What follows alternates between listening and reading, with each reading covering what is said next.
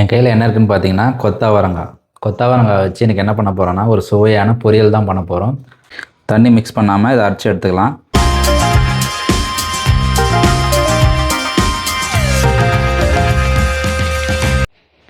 வணக்கம் அனைத்து தமிழ் உறவுகளுக்கும். நாம் இந்த வாரம் பார்த்திங்கன்னா சத்தான உணவு, உடலுக்கு ரொம்ப ஆரோக்கியமான உணவுகளையும் வீட்டிலே நம்ம ஈஸியாக எப்படி செய்யலான்னு தான் பார்த்துட்டு வரோம். அந்த வகையில் இந்த வாரம் என்ன செய்ய போகிறோன்னு பார்க்கலாமா? என் கையில் என்ன இருக்குதுன்னு பார்த்தீங்கன்னா கொத்தவரங்காய் வச்சு இன்றைக்கி என்ன பண்ண போகிறோன்னா ஒரு சுவையான பொரியல் தான் பண்ண போகிறோம். முதல்ல இந்த கொத்தவரங்காயில் என்ன வைட்டமின் இருக்குதுன்னு பார்த்துடலாம். வைட்டமின் ஏ, சி, கே இருக்குது மற்றும் தாதுக்கள் இந்த கொத்தவரங்காயில் நிறைய இருக்குது. உடல் ஆரோக்கியத்துக்கு ரொம்ப முக்கியமான காய்கறியில் இந்த கொத்தவரங்காவும் ஒன்று.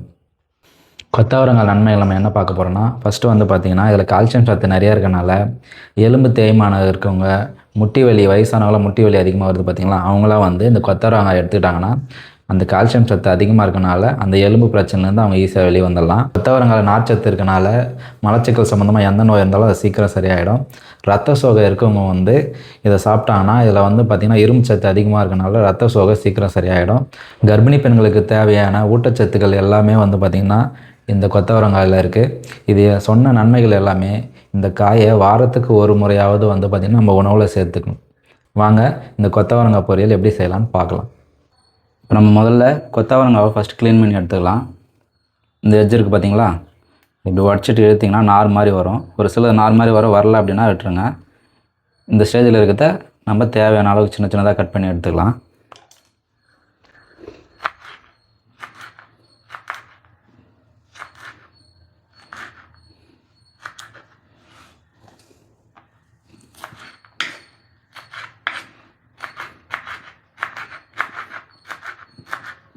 கொத்தவரங்காவை எப்போவுமே பார்த்திங்கன்னா ரொம்ப பெருசாக வாங்காதீங்க, பிஞ்சாக இருக்க மாதிரி வாங்க. ரொம்ப முத்தலாக வாங்கினா சாப்பிட நல்லா இருக்காது, டேஸ்ட் சரியில்லாமல் போயிடும். அதனால் பார்க்க ரொம்ப சின்னதாக இருக்க மாதிரி வாங்கிக்கோங்க, அதனால் டேஸ்ட் நல்லாயிருக்கும்.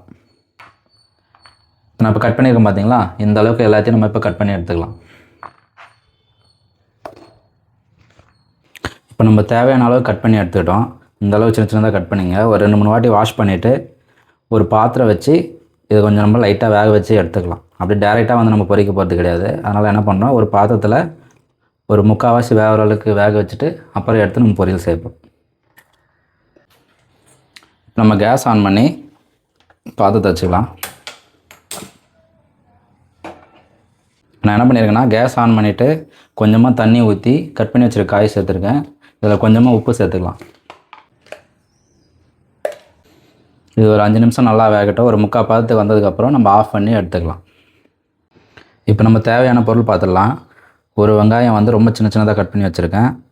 4 பூண்டு, 2 காஞ்ச மிளகா, கருவேப்பிலை கொஞ்சம், தேங்காய் கொஞ்சம், சீரகம், உளுத்தம்பருப்பு, கடுகு, கொஞ்சமாக மஞ்சத்தூள், மிளகாத்தூள் சேர்த்துக்கலாம். அடுத்தது ஒரு ஜார் எடுத்துங்க. அந்த ஜாரில் கொஞ்சம் தேங்காய் சேர்த்துங்க, கொஞ்சமாக சீரகம். தண்ணி மிக்ஸ் பண்ணாமல் இதை அரைச்சி எடுத்துக்கலாம். இப்போ நம்ம இந்த காயை இந்த அளவுக்கு வேக வச்சு எடுத்துட்டோம். இப்போ அடுத்தது எப்படி செய்யலான்னு பார்க்கலாம். பாத்திரம் சூடானதை எண்ணெய் ஊற்றிக்கலாம். இப்போ பாத்திரம் நல்லா காஞ்சிச்சு. இந்த ஸ்டேஜில் நம்ம எண்ணெய் ஆட் பண்ணிக்கலாம். எண்ணெய் காஞ்சதும் கொஞ்சமாக கடுகு சேர்த்துங்க. அது கூடவே கொஞ்சம் உளுத்தம் பருப்பு,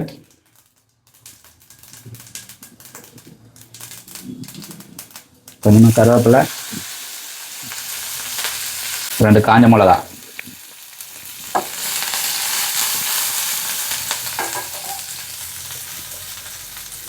அது கூடவே நம்ம வேக வச்சு வச்சுருக்க காயை சேர்த்துக்கலாம்.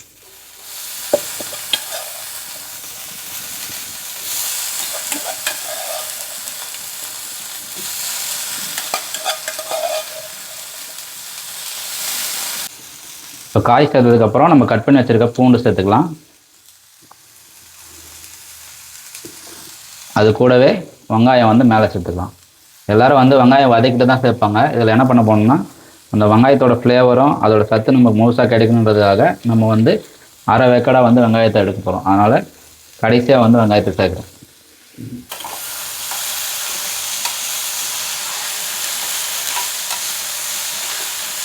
இப்போ நம்ம சேர்த்த பொருள் எல்லாம் ஒரு 10 நிமிஷம் நல்லா வதங்கி வரட்டும். அதுக்கப்புறம் நம்ம மஞ்சத்தூள், மிளகாத்தூள், தேவையான அளவு உப்பு கொஞ்சம் சேர்த்துக்கலாம். காய் நல்லா வதங்கின ஸ்டேஜில் கொஞ்சமாக மஞ்சத்தூள், கொஞ்சமாக மிளகாத்தூள், கொஞ்சமாக தனியாத்தூள், இது மூணுத்தையும் சேர்த்து இப்போ நல்லா வதக்கி எடுத்துக்கலாம்.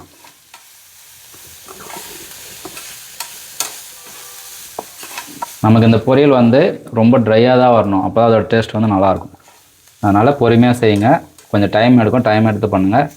நம்ம உடம்புக்கு ரொம்ப ஆரோக்கியமான உணவு இது ஒன்று. இப்போ நம்ம சேர்த்துருக்க மிளகாத்தூளோட பச்சை வாசனை போகிற அளவுக்கு வதக்கிட்டு, அதுக்கப்புறம் நம்ம மிக்சியில் அரைச்சி வச்சுருக்க தேங்காய் துருவில் அதில் ஆட் பண்ணிக்கிட்டால் பொரியல் வந்து ரெடி ஆகிடும். இப்போ நல்லா வதங்கி வந்துடுச்சு, பார்த்தீங்கன்னாவே தெரியும். இந்த அளவுக்கு வந்ததுக்கப்புறம் நம்ம துருவி வச்சுருக்க தேங்காவை வந்து அதில் சேர்த்துக்கலாம்.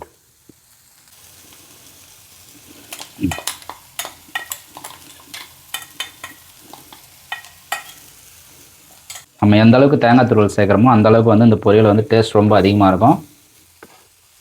இப்படி தேங்காய் இல்லாதவங்க என்ன பண்ணுங்கள், வேர்க்கடலையை கூட நல்லா வறுத்து பொடி பண்ணி அதில் சேர்த்துட்டா டேஸ்ட்டு சூப்பராக இருக்கும். லோ ஃப்ளேம்லேயே வச்சு செய்யுங்க, மிதமான சூடில் வந்தால் மட்டும்தான் அதோட டேஸ்ட் வந்து நல்லாயிருக்கும். ரொம்ப ஸ்பீடாக வச்சுட்டிங்கன்னா அங்கங்கே தீஞ்சிரும். கொஞ்சம் பொறுமையாக பார்த்து வதக்கிட்டே இருங்க. தேங்காய் துருவல் ஆட் பண்ணி 2 மினிட்ஸ் ஆகிடுச்சு. நமக்கு வந்து பொரியல் ரெடி ஆகிடுச்சு. இப்போ கேஸ் ஆஃப் பண்ணிவிட்டு நம்ம இறக்கிக்கலாம்.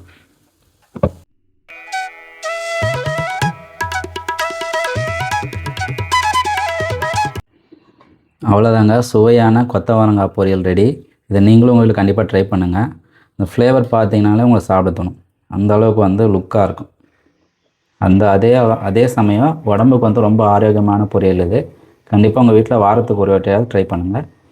இந்த வீடியோ உங்களுக்கு பிடிச்சிருந்து அப்படின்னா இந்த வீடியோவை லைக் பண்ணுங்கள், உங்கள் ஃப்ரெண்ட்ஸ் அண்ட் ஃபேமிலிக்கு ஷேர் பண்ணுங்கள், மறக்காமல் கமெண்ட் பண்ணிவிடுங்க. இந்த வீடியோ பார்த்ததுக்கு ரொம்ப நன்றி.